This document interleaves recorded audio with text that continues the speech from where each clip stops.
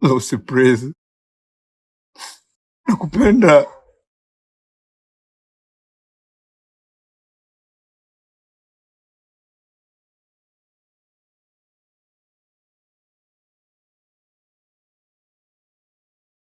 Vipi mzee? Unaonekana hauko sawa. Shida nini?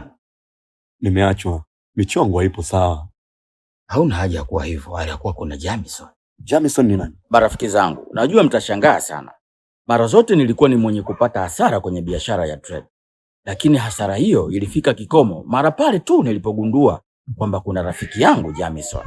Jamison ni trader bingwa ambaye amegundua Microsoft ya AI inayotabiri mwelekeo wa soko la Forex. Nilimuomba nijaribu kwa sababu nilikuwa nahitaji pesa ya haraka. Sasa basi, cha kushangaza, nikaanza kupata pesa nyingi kwa mfululizo. Ngoja nikuonyeshe jinsi inavyofanya kazi. Kwa sasa inafanya trade kutoka kwenye euro kwenda kwenye USD. Kwa kuwa software inaonyesha ishara ya kupanda, chagua hapo kwa $50 tu.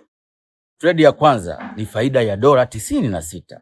Mkakati bado ni ule ule. Euro kwenda USD bado iko juu.